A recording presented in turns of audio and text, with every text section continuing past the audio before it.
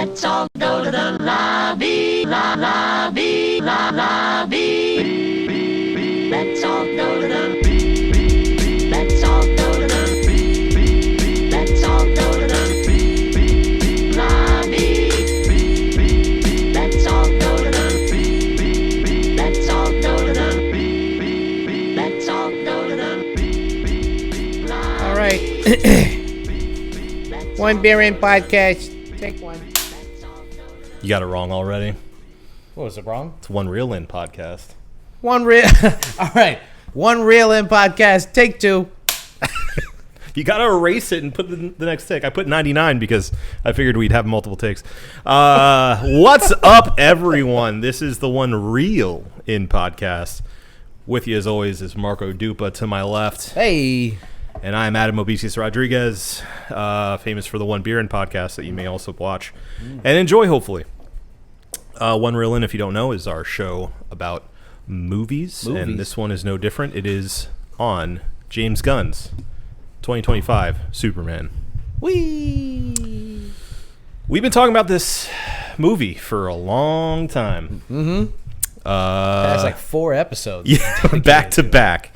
So if you're tired of hearing about it, too bad. But we had to talk about it because we actually went to the theaters together and saw it recently. And you're finally up to date. So, you know, I think before, as is tradition, before we get into the actual movie itself, I would like to introduce our drink. Yes, please. This is a concoction I like to call the Red Cape. All right. I have my ingredients list here for you, so I remembered. The Cape is made of vodka cran-apple with macerated strawberries and triple sec with a splash of lime soda water. Okay. All right. Cheers. Here. Not bad. I'm feeling super. That's pretty good. Refreshing, even. You chewed on the strawberries? Yeah. Yeah. All right. Now that our thirst has been quenched, let's talk Superman. Let's do it. Formerly known as, what was it, Superman Legacy? I forgot all about that. A lot of people did. That was what it was originally called when it was rumored, like, I don't know, 3-4 years ago. I think a good choice. They just called it Superman. Yeah, I mean, all that would do is make you think, like, okay, is this a direct sequel? Or what's the legacy part? Like, I mean, they definitely had to have had a different plot with that title. That wouldn't have made any sense given the movie we actually got. Yeah. So, Superman it is. As always, I have a synopsis. I wrote it down for you. All right. You want to hear it? Please. Pour a little bit more. This thing is going down fast. I want to show you. This is what I had originally. And I cut it down to this. Good job. Yeah. We have one paragraph now. Maybe at the end you can read that. Okay. And that we could do like a Just fade out. Yeah. All right. Bonus features? Yes. Superman 2025. Superman faces his first defeat at the hands of the Hammer of Baravia, who vows vengeance for his meddling in Baravia's war against the technically underdeveloped Jarhanpur. Lex is behind this war and plans to take over the land after it's cleared of its population. All the while, he's vying for a seat at the defense table for the U.S. Superman and Lois are on ice after an interview about his place on the global stage goes awry. His biological parents are revealed by Lex to have had colonizing ambitions for Kal-El, and Metropolis turns on him while the Justice Gang, made up of Hawkgirl, Mr. Terrific, and Guy Gardner's Green Lantern, hold down the fort for superheroics.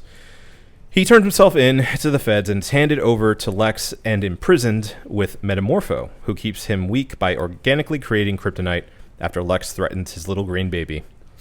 Metamorpho changes his mind after Lex kills an innocent man in front of them, partially recharging Superman, who saves Krypto, who is also imprisoned, and they are led back by Mr. Terrific and Lois. Lois and Clark go to Kansas for R&R while Bravia begins to invade Jarhanpur. The Justice Gang saves Jarhanpurians. Lex opens a rift that begins to destroy Metropolis, but Superman saves the day by beating Ultraman, who is revealed to be a clone of Superman controlled by Lex. He then confronts Lex. Mr. Terrific reverses the rift. Superman and Lois reconnect and kiss, and Supergirl returns from a bender on another planet to retrieve Krypto, who is her dog. There you go. The end. Succinct. Thank you. Tight. Yeah. It's good. Yes. So, as I said before, we talked a lot about this movie. Now that we've seen it, initial thoughts. This is now my second time seeing it, so I feel like I've had a bit more time to like digest. Mm-hmm. So, what, like your knee-jerk reaction? How did you feel about it? Knee-jerk reaction was that James Gunn made the perfect summer blockbuster. It's like it just is one of those movies where it was just so much fun. Yeah. I was enjoying myself. So like it's you know, sometimes you don't like the plot isn't simple, but it's not complex. It's pretty, I mean, if you're not a baby, it's pretty easy to like sink your teeth into the surface level of the movie, right? Yeah. There's obviously the subversive kind of stuff that James Gunn is talking about in the movie, which I'm sure we'll get to, but not subtle. Not subtle. Not a subtle film, yeah. No, not at all. And Superman is not a subtle character. No. His name is Superman, for Christ's sake. Yeah. Like, there's no subtlety involved. And so I think it's really hard to nail that kind of balance of, is this just a corny popcorn movie, or is this a fun, good time while also kind of saying something a little? Yeah. I think James Gunn nailed it. I think it was great. Yeah. I loved it. Yeah. I was excited for you to see it because I came out of the theater feeling the same way, which is just, it above all else was a fun time. Mm-hmm. And I think after, the most recent Superman representations on the big screen, it's so refreshing to walk out of a Superman movie feeling a sense of hope and light and things that I personally associate with the character even more than like a sense of epicness or this like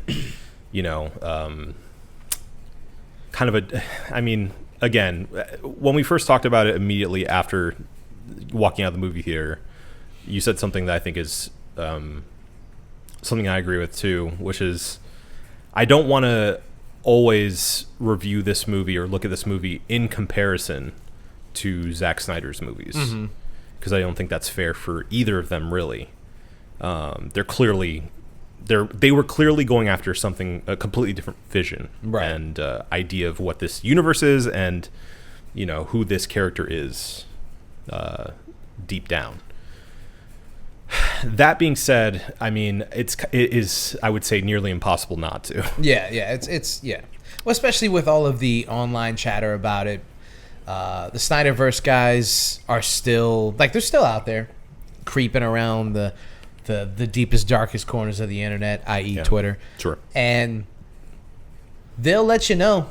They'll let you know how they feel about this sort of thing. And there was a lot of talk about how James Gunn just is not going to be able to nail it. He doesn't understand the character. Like, even when some stuff was coming out, screenshots and plot points were coming out, and people were just like, he doesn't get it. Yep. He just doesn't get it. Who's this Green Lantern? This isn't Green Lantern. This is some stupid.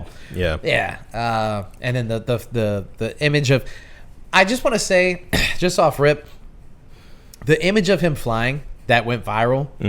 First of all, I don't know if they claimed to have fixed it. They didn't. It still looked kind of silly. Yeah. It was a split second. Sure. It was so overblown. Yeah. I couldn't believe when it finally happened on screen and it just goes swoop and then he just changes angles. I was like, that's what everyone was losing their minds over? Yeah. It was 2 seconds. Like, not even that. I couldn't believe it. So just like everything else with this kind of thing, you know, it gets blown out of proportion. The people who want to hate it they're gonna hang on stuff like that. But when you go see the movie, it is a blip. Yeah. A blip. It doesn't matter. It's so stupid. It doesn't matter. So stupid. I mean, if the rest of the movie wasn't engaging enough or fun enough, then I could see people nitpicking it much. But even then, even if the movie was dog shit, yeah, that single frame, yeah, the only reason I even noticed it was because it had gone viral. yeah. So I was kind of looking for it. If I hadn't known that it was coming at some point, Yeah. I probably wouldn't have even seen it.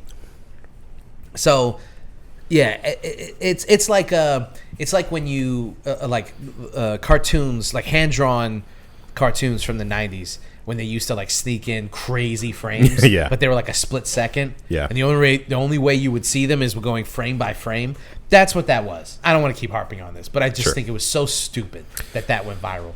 Yeah, and I mean that's the nature of like ultra fandom and that sort of like nerdy niche that specifically superhero movies get into. Unfortunately, it's like the cancer of those kinds of movies is that anything that comes out is going to be like hyper dissected, and usually for worse. We're seeing it a little differently now with those set leaks from Spider-Man. Where people are like, this looks awesome. Because it does. Like, it does. But you never see that, really. It's usually like, ugh, I hope they change how the suit looks in post. Yeah. Or like, oh, I don't know about that scene. You know, what's going on here? But I guess, But that'll probably still happen. Oh, sure. But, yeah, I agree. I think that, you know, it's I will say on the top here, it's not a perfect movie. But I think it does exactly what it needs to do to, one, set up the larger DC universe that James Gunn is directing now, and two, set up a Superman that we want to engage with more and see more of. Yeah. So, I mean, I think it passed. It passed the test for me, at least, and it seems like it passed the test for the majority of people who actually saw it. I mean, like you said, it really perfectly sets up the universe. Using Superman to set up this new DC universe was, and using him the way that he did. A lot has been made of the fact that, you know, it's 3 years into him being Superman, and it's not, you know, the baby landing, and, you know, we get a bunch of stuff on Krypton, and, you know, what have you. Then he has to learn how to use his powers and all that stuff. Like, he's in it already. Mm-hmm. But I think that was perfect. It's the same thing with the Batman movie. He's like 2 years in. Yeah. We don't have to do the origin story thing. We know. We get it. Yeah. So it's enough of like a mythos in modern times that we all get it. It's especially in America, it's almost like a religion. Sure. Everyone knows the story. It's like an Aesop's fable or something. You know the story. Or it's like we don't need to know, you know, that Hercules is strong. Yeah. We don't need to know that Zeus throws lightning bolts. We got the kryptonite thing. We got it. You know, we know Lex Luthor. Like, we just don't need these details. And I think that I feel like that was handled really well too, because just as like a storytelling element, it can go wrong if you don't add enough of those breadcrumbs. Uh-huh. And I heard on a podcast that, which I won't name. Nope. We don't do that here. Nope.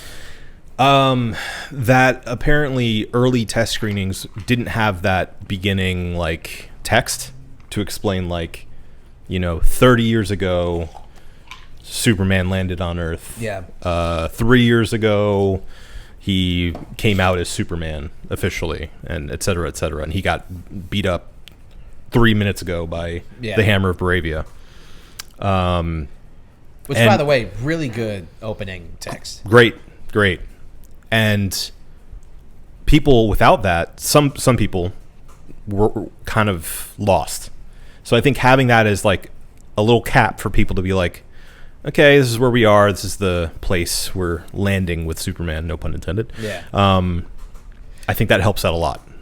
Yeah, I mean, I think the only detail that you would probably need right at the top is like who Ultraman is. Like, why is he fighting the hammer of Baravia?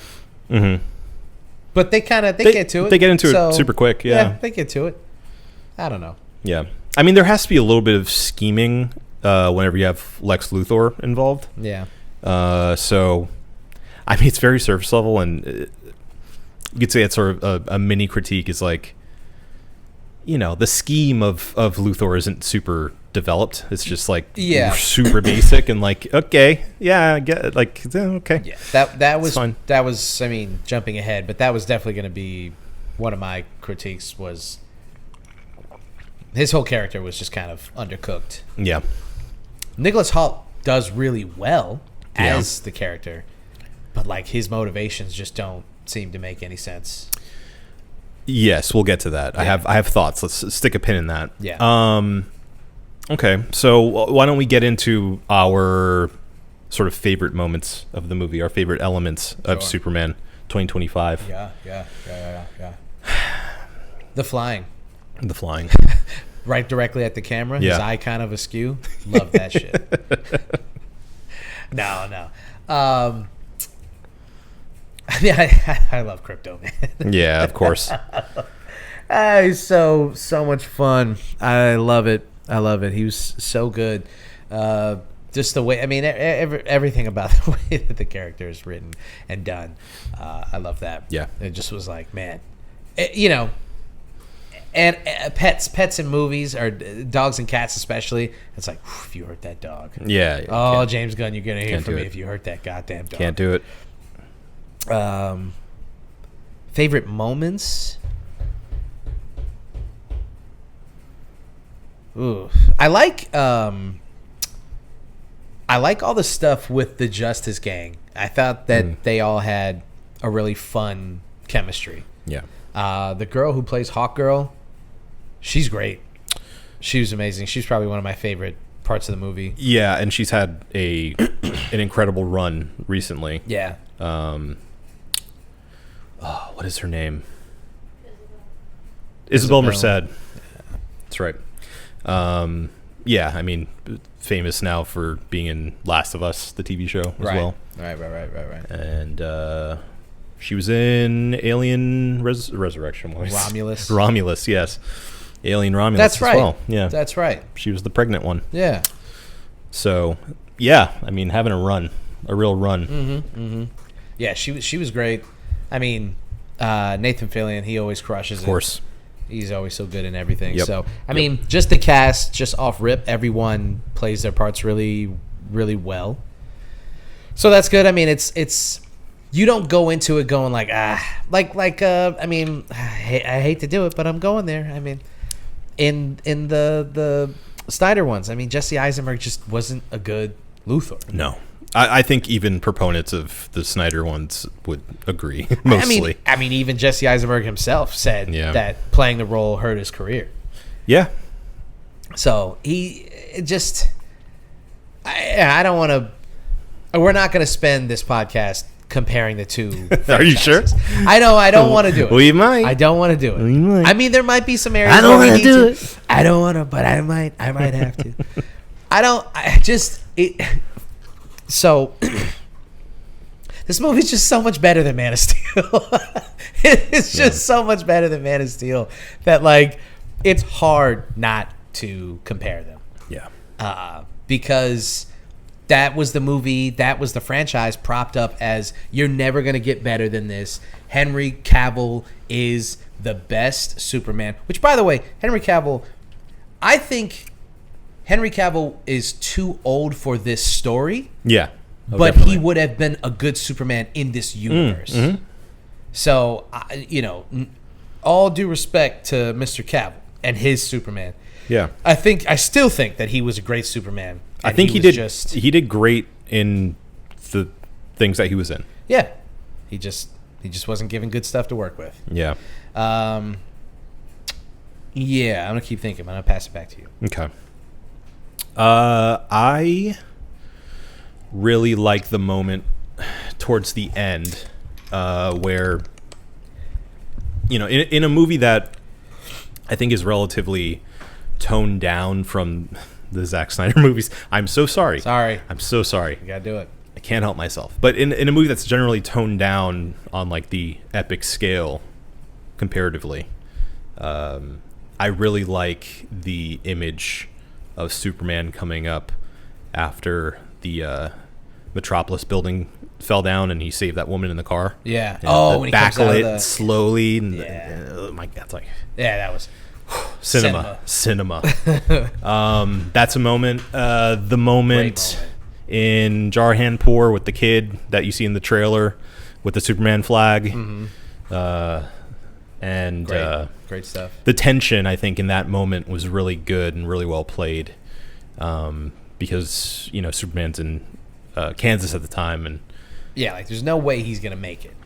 well, and it's kind of a thing of like he has to choose where, you know, he is needed most, really. Right. And fortunately, he has friends, a gang, if you will. yeah. But I thought that was really poignant in a movie that, you know, it swings a lot for poignancy and for emotion.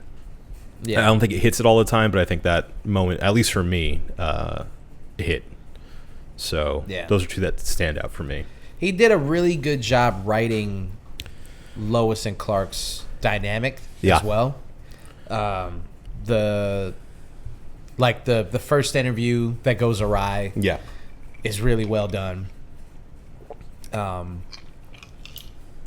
Like kind of hitting him on certain things and you know, the kind of questions. I think I don't want to jump ahead, but there's just some ways that James Gunn handled the politics of the movie. Well, how about this? Look, let us disperse with the formalities. Okay. Okay. Let's just have an open conversation about it, because I think there are so many elements that inherently have both pros and cons within them. Yeah. And I'd hate to stifle based on the format. Right. So please feel free. Speak freely. Thank you, Your Honor. Yes. I think that he just doesn't. He doesn't. I don't know.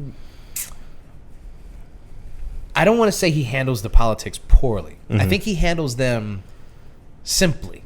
Yeah. It's a very simplistic look at a very complex, decades-long struggle that, you know, there's no question as to what he was doing. What the analogy is. Yeah. I mean, even the guy who plays the dude from Moravia, Yeah. like the dude, dictator. it was like he was doing a Netanyahu impression. It really like, was. It wasn't even like It was not subtle. It was not subtle at all. Now, I will say, on second watch, I think there is a little bit more of like a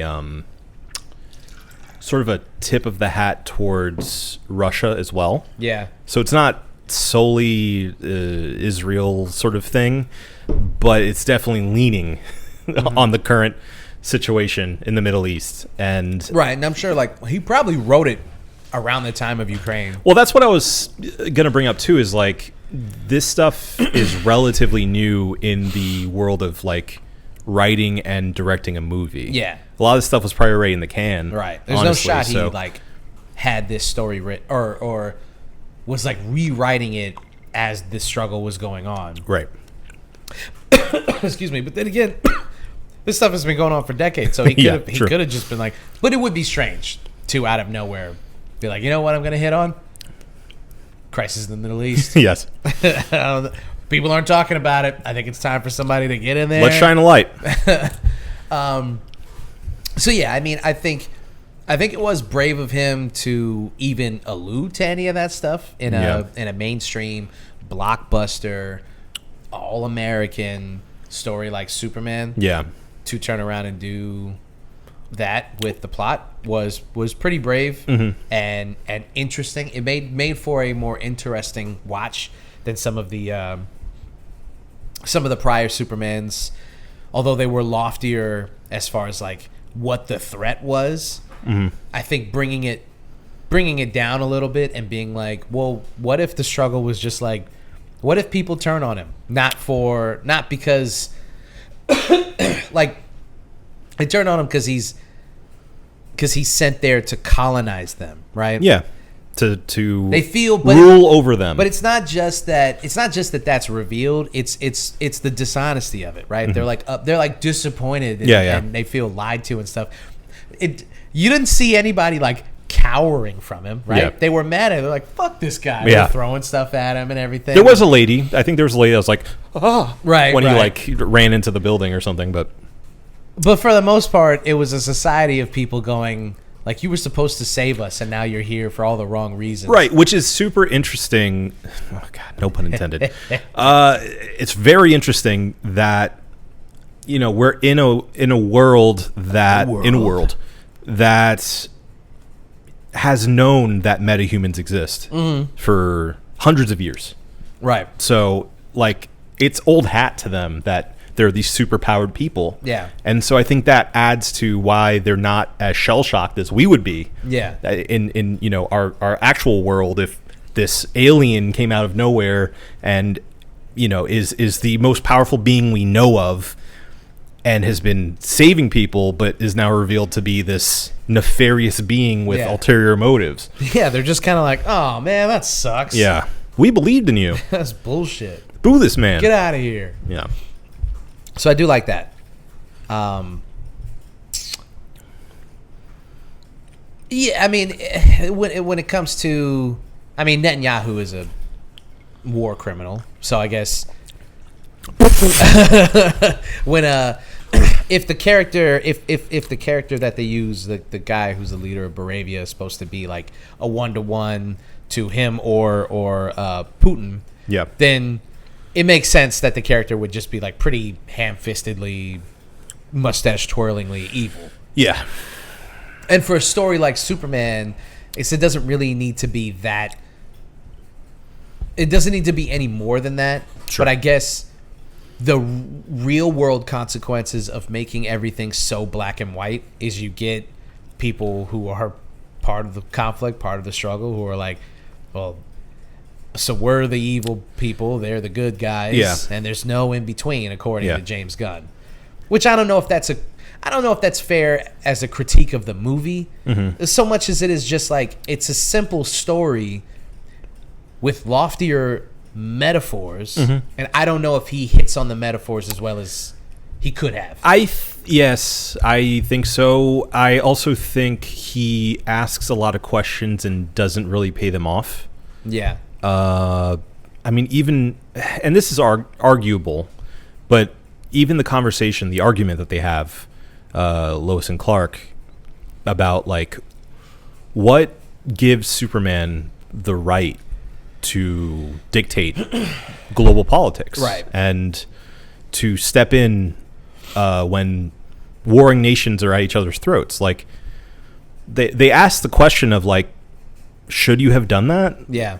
But then the answer is, it doesn't matter. You know, we're just doing our best out here. We're trying to save as many people as we can. We're just trying. And in the conflict that we see in the movie, the answer is like, yes, obviously he should have done that, because it turns out that, you know, Lex is behind this entire thing and he's funding the Baravians, and he has plans for, you know, his own new Baravia or whatever. Yeah.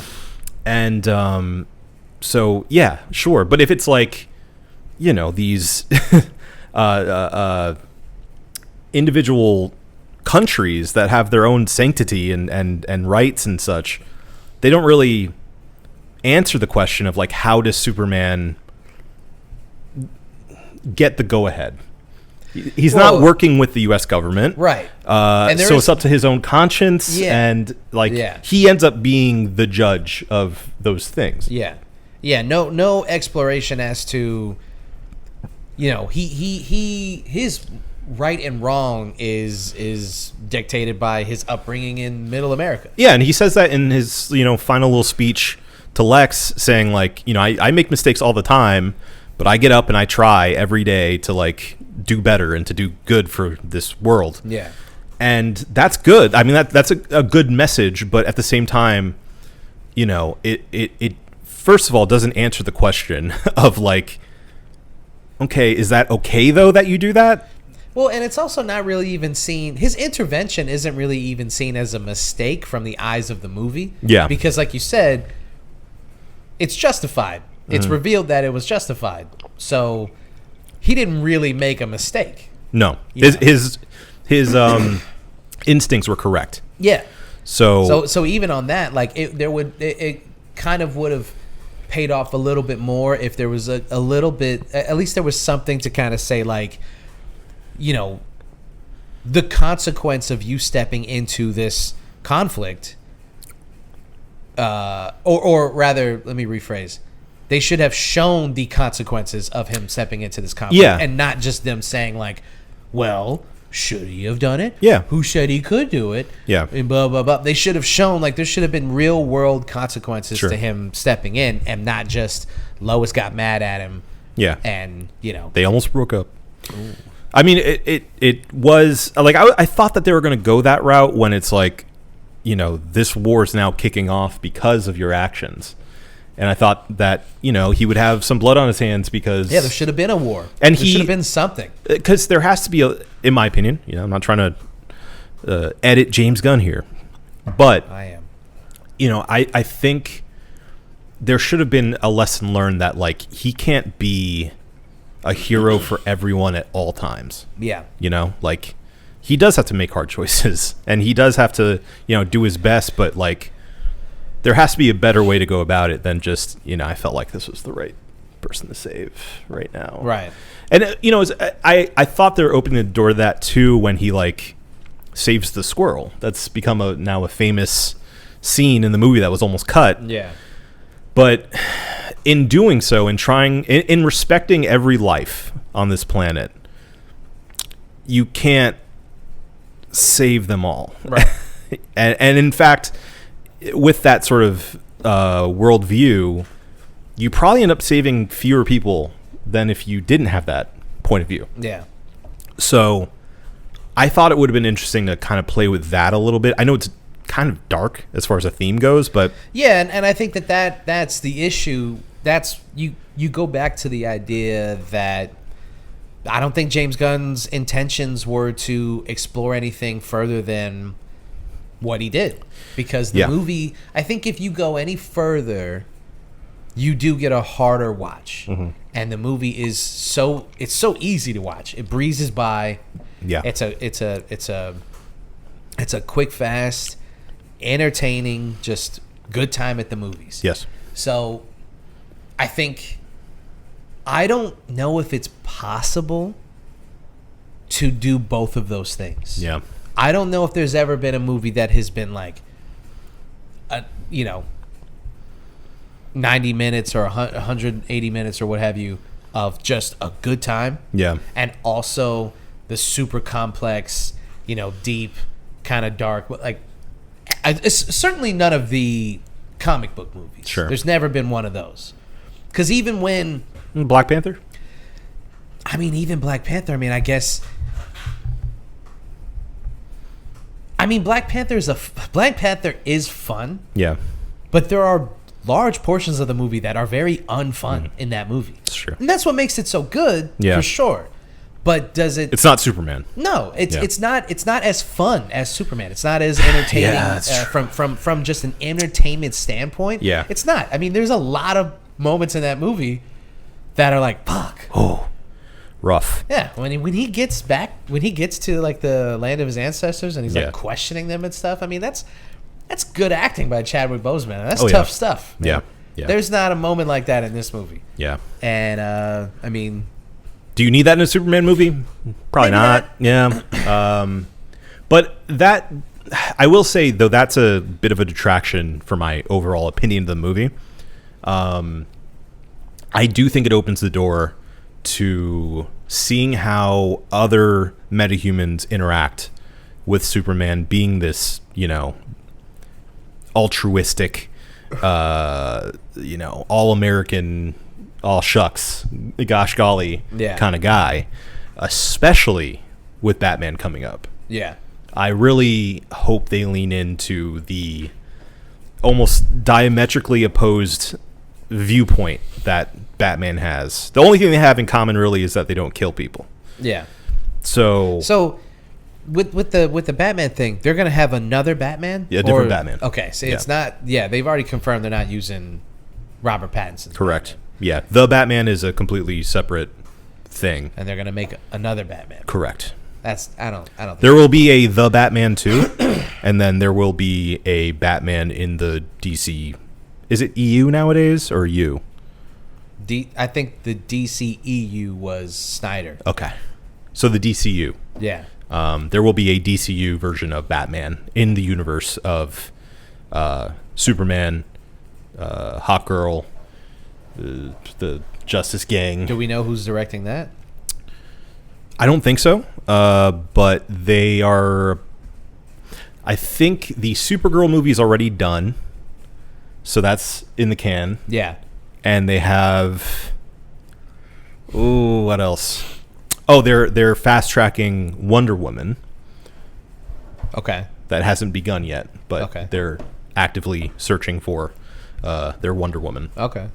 So things are in motion, but I think they were kind of waiting to see how this one turned out, and it worked. They got a banger on their hands with this one. Yeah. So A bangaroony. yes. I'm trying to think what else. What else stood out? Well, how does David Corn Sweat, Corn Sweat. Yeah. David Corn Sweat, compared to all the other Supermans? Not just Henry Cavill, obviously. Yeah. But in the lineage of Superman, how does he compare? I think Because he's carrying this thing. Yeah, and I think they chose wisely with a guy that I think can be universally loved. He doesn't have any hard edges. Pretty down the middle casting, and I think that's what makes him a perfect choice for Superman. Right. And I think they can go a lot of ways with him, and I think he's shown in this movie that he has decent range as far as acting. So I'll say this kind of goes into one of my negatives of the movie as well, is that I left the movie wishing we had a more focused Superman story. Yeah. I don't feel like it was overly cluttered like I was afraid it was going to be with all the announced characters that were going to be in it. I think, James Gunn is, if nothing, proven that he knows how to handle an ensemble. Yeah.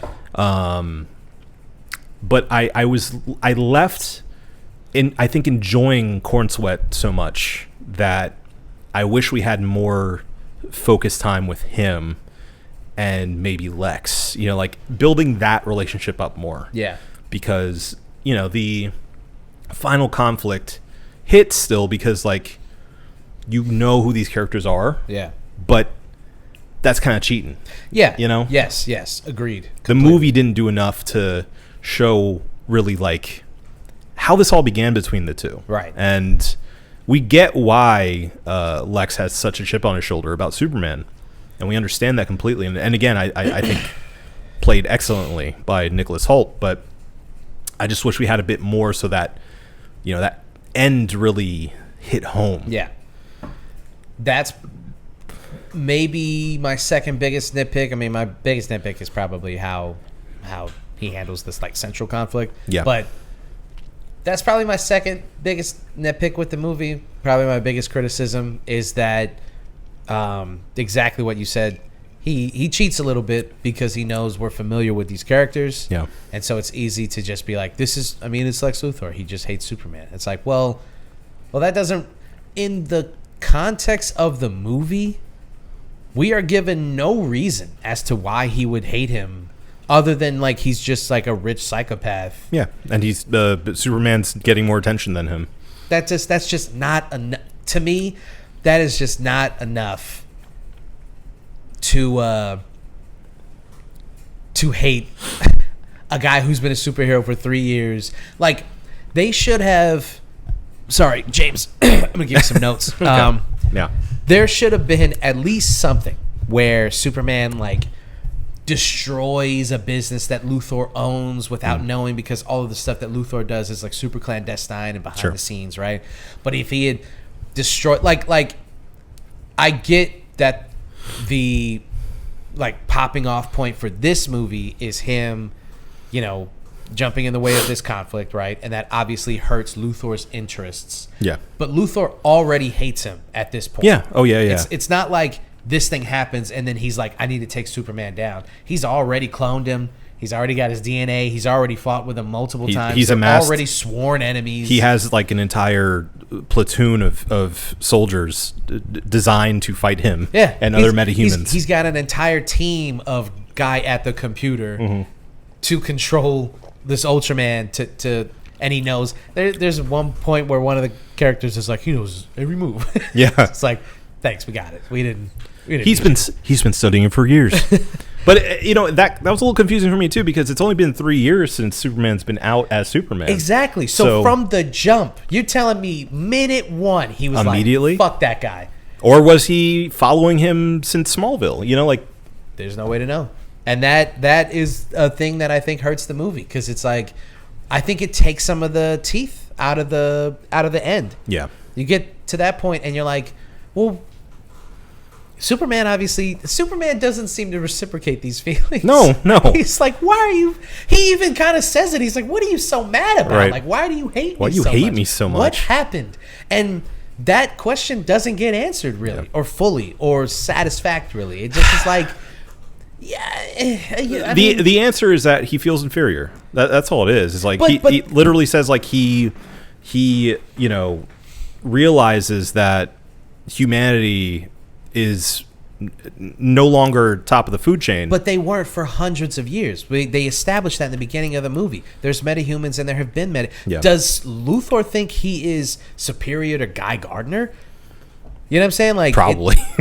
Like, sure, intellectually, I guess, Yeah. or technology-wise, but I mean, Guy Gardner, as far as being a metahuman, as far as being somebody who can create matter from a ring, would be in almost every way superior to Lex Luthor. So, like, why doesn't he hate the Justice Gang just as much? Mr. Terrific seems to have a intellect that is on par or surpasses Lex Luthor's. He's famously the third smartest metahuman in the DC universe. So why doesn't he hate Mr. Terrific enough? You know, and Hawkgirl's a bad bitch. Why doesn't he hate her? Right? She'll murder you. So like, it just doesn't really hold enough water, because sure, Superman is the strongest of all metahumans, but they've been there for years. Lex Luthor's entire life, certainly. Yeah. And then he finally has a guy who's like, that guy's my. It's like he's going too to high strong. school with a guy. Yeah. And he's like, this guy gets all the girls, man. That's like, what the TV show Smallville was about. I never watched Smallville. Yeah, they were in the same high school, and they started off rivals then because, you know, Lex had a chip on his shoulder. So even if they alluded to that, even if he was just like, fucking Smallville, man, well, I just can never escape this guy. And it's clear that's not the case now that I think about it, because he mentions, like, when he has Superman in the chamber, he is asking, like, you know, who are your actual parents? Oh, Where'd you come from? He doesn't know. Where did you grow up? He doesn't know anything about him. He doesn't know that he's Clark Kent yet. Right. So he doesn't know anything. He doesn't know about anything. him, He's known for except 3 that he's years. Superman, and he hates him Yeah. with a passion enough to destroy the world. Right. If it came down to it. Yeah. So that just doesn't. It just doesn't ring true. I don't enough get it. I don't get it. It just doesn't. It's just not there. And with that too, it's that he hates all the metahumans, right? Like, it's not, he doesn't just hate Superman, he just hates Superman the most, right? I guess, because he goes to the government, the U.S. government, like the DOD or something, and he talks to them Department of Death. Yeah, he talks to probably in DC. Yeah, he talks to them about, like, you know, getting a contract basically to be the metahuman force, right? The anti-metahuman force, right, basically, like the police for the metahumans, right?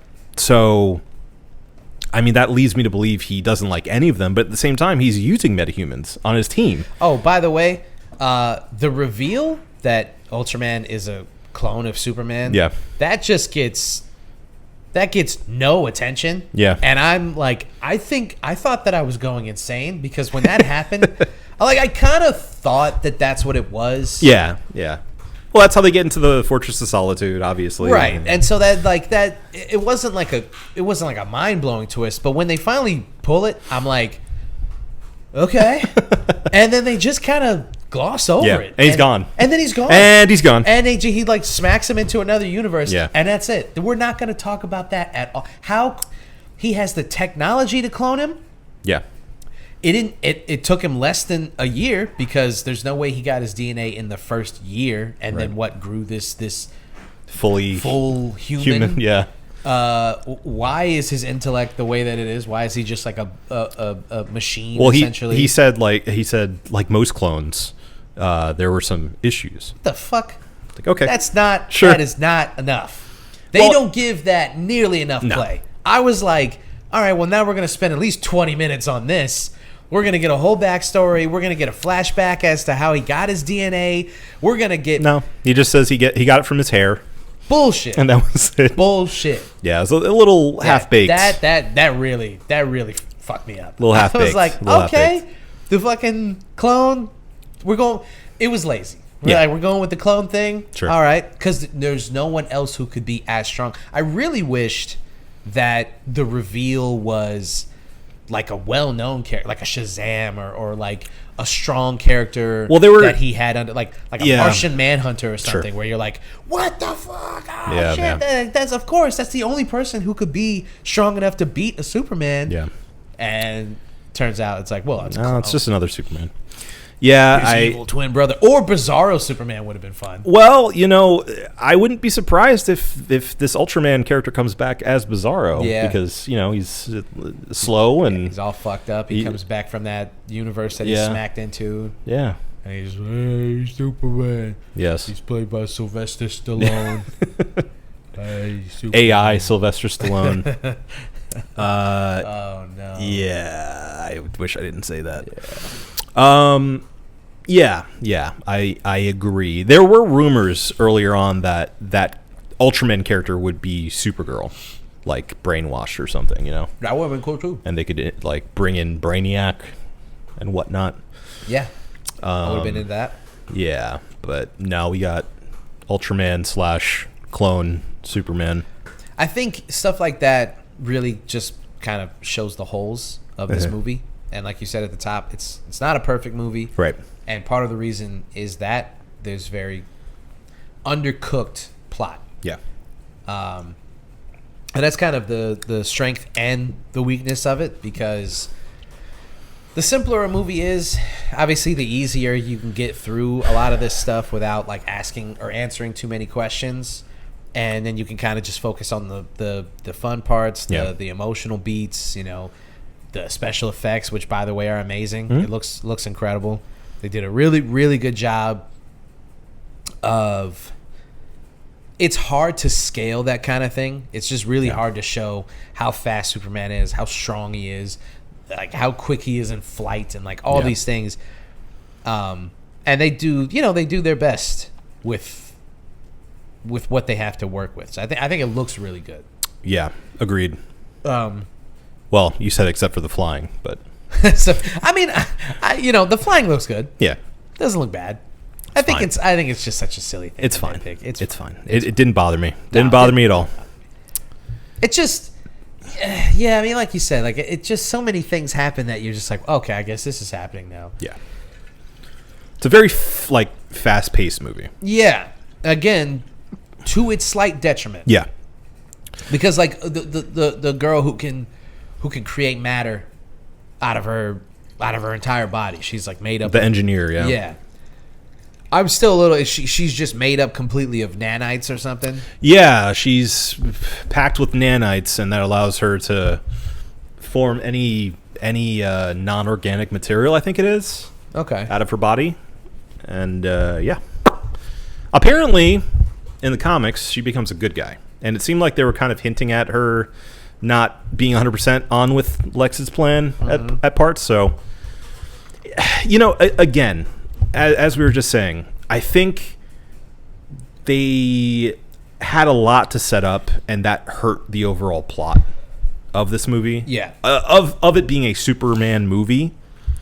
And I really hope in the next one, I mean, not even the next Superman movie necessarily, but like the next mainline DCEU movie, they focus more on the character themselves and a little less on building the world. I think giving this one up as sort of a sacrifice to be like, listen, we got to set all this stuff up right now. Yeah. Once we have the foundation laid with Superman and it's a success, it shows proof of concept, all these characters are established, the world is established, and then we can run. We can run with it. So I just hope, especially the next Superman movie, is more of a Superman movie. Yeah. It's kind of like the first Captain America movie. Mm-hmm. You know, they had to do all that setting up, and kind of hurts the movie because you're like, it's kind of boring. Not really much going on. They're just setting up a lot of stuff, setting up a lot of characters. But then you get Winter Soldier, and you're like, that's probably one of the best DC or MCU movies ever. Quick aside about the first Avenger, Captain America. The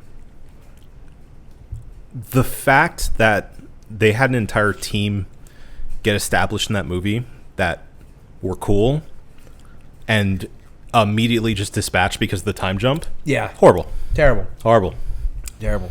And you knew that's what they were going to do because we weren't going to stay with Captain America in World War II for very long. Yeah. Past that movie, especially. Yeah, no, that's a big, that's a big one. It's like, oh man, like you just like sucks. all these guys, they're like all these individual characters that have these individual lives and personalities and all this stuff. And like you said, they did a really good job of going like, these are all compelling characters, and then they just go, yeah.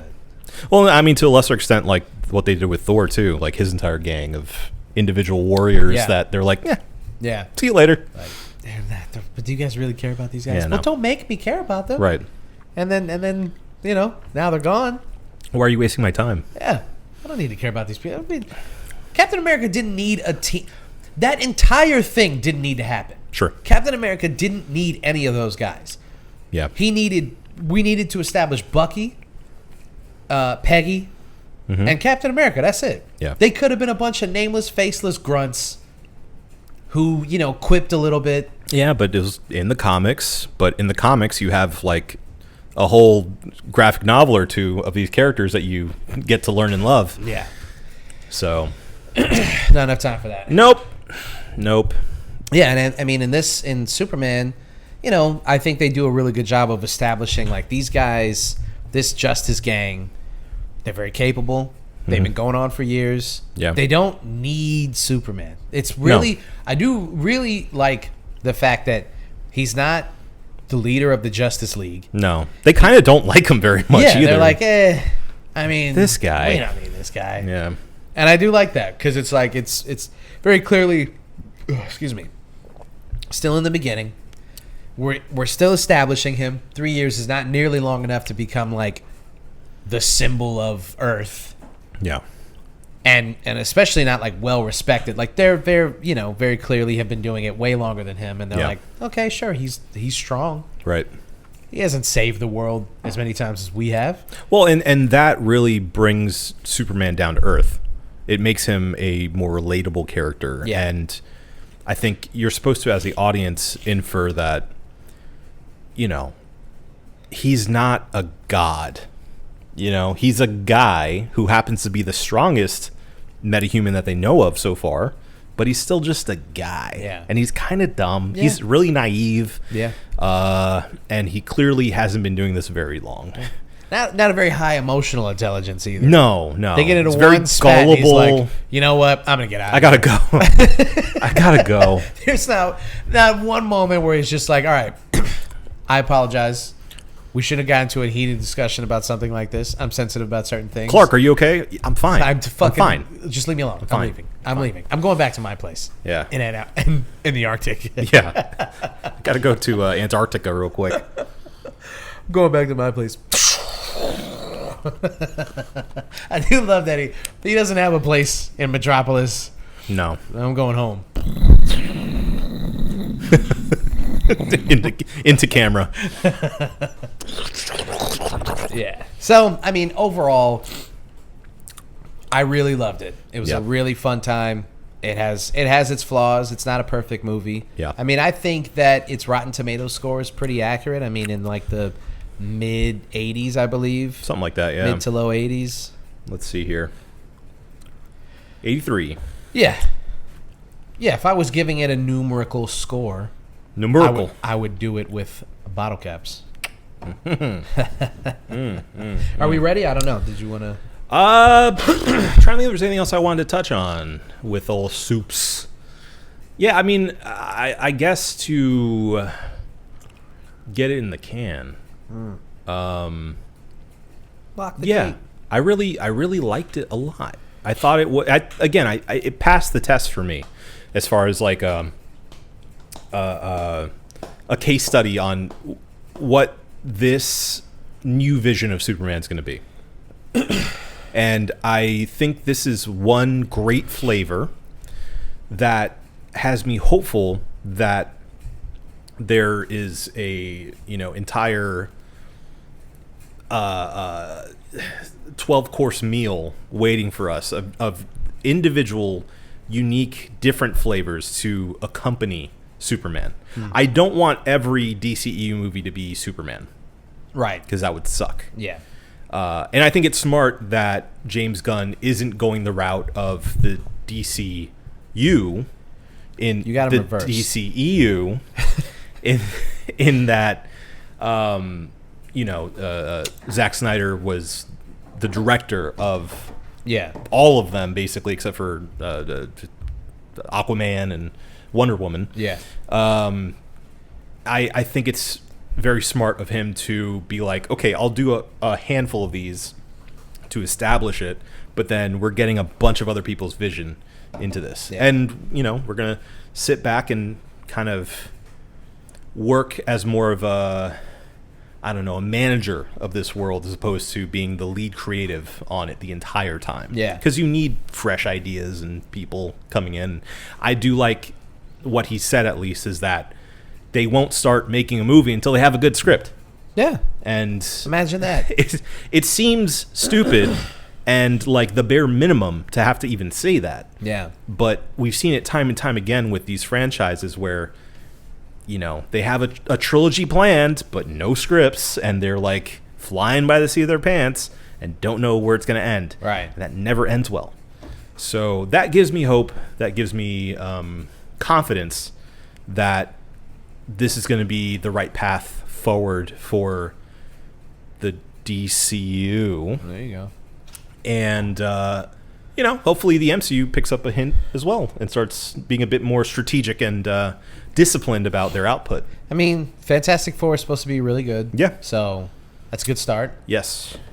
Even Thunderbolts. People said Thunderbolts is really good too. Is good. So, yeah, I mean, we'll see how how this shakes up the world of superhero cinema in the years to come, but I think it's a good start. I think you just have to watch this movie. If you're a producer of these kinds of films, you have to watch it and just go, oh, you can just have fun. It doesn't have to be heavy-handed. He doesn't have to make some big overreaching point. It doesn't have to establish 6 different franchises at once. Yeah. We just have fun. I think that the MCU knew this years ago and lost sight of it somewhere, because they could make an Ant-Man or a Guardians. Sure. And throw little things in there to go, but also, guess what? It's connected to this thing, but we'll get to that. You calm down. Yeah. Because we'll come back. You calm down. And you could just enjoy these movies. And they lost the plot somewhere, probably around the TV shows. Yeah. Where they just like went hog wild. And I hope that... Well, they lost the plot after Endgame, so... They literally lost the plot. Yeah. Yeah. They didn't know where to go. They didn't know where to go after that. Yeah. And I hope that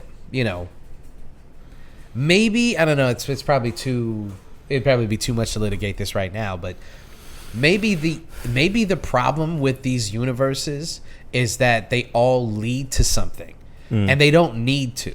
Yeah. You don't need to make 8 or 9 movies leading up to the culmination of all of those movies. You could just keep making them. Yeah. Right? You could just keep having Monsters of the Week or Monsters of the Year or what have you. Tell a story. And that'd be fine. Yeah. Why do they, like with the MCU now is leading up to Doomsday, Doctor Doom and all this stuff. Yeah. And it's like, but they could just make Doctor Doom was the villain of the Fantastic Four movies, the Fox movies, like, and just the comic book characters. Yeah. Yeah. But I mean, in the movies themselves, like he was obviously a big deal. Mm-hmm. And then that was it. They could have just established that, and then that was it. And then they moved on from it, sort of. Brought the Silver Surfer in anyway. Anyway, I don't want to. I'm just saying, like, this is a perfect example of, like, you can just make a fun movie. Sure. The people can have a good time, and people will show up for a good time. Yes. As evidenced by how financially successful this movie is. I hope the lesson isn't just like we need to make it like Superman, though, because Superman is a very unique character as far as how kid-friendly it is and how lighthearted and hopeful it is. Well, they need to understand, like, They can do it. it worked because, It's true to the character. contrary to the people on the internet, James Gunn does understand Superman. Yeah. And that's why it worked. Yeah. Because he made a good Superman movie. He didn't just make a good movie. He made a good Superman movie. Yeah. Seems to get it. That guy seems to get it. We get it. Yeah. Are we going to acknowledge any of this stuff, or are we just going to... Oh, no. It's just, some stuff I found at the movie theater. Oh, Weird, right? okay. Yeah. I don't have a problem. No? You have a problem. Hey, man.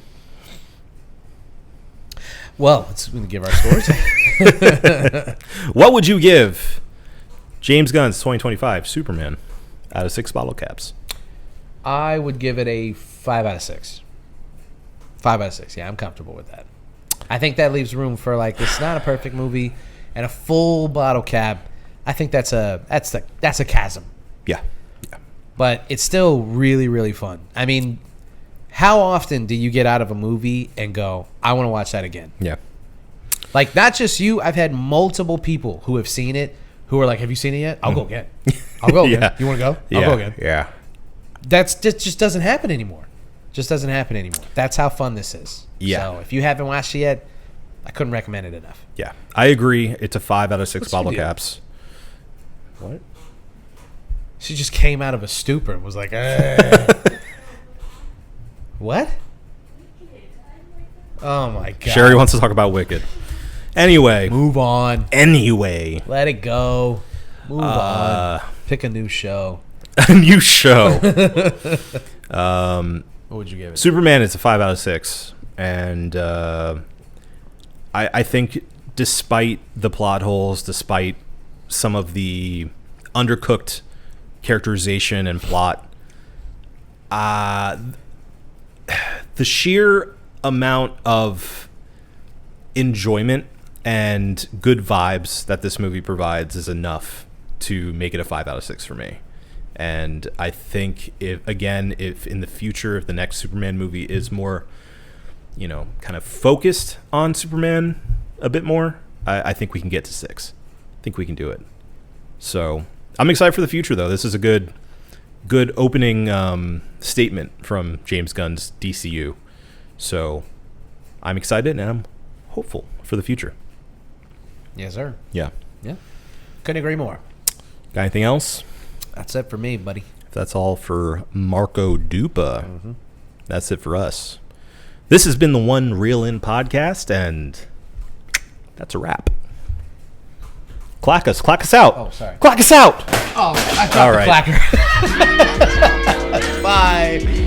Let's all go to the What an idiot. Let's all go to the Let's all go to the Let's all go to the lobby to get ourselves a treat.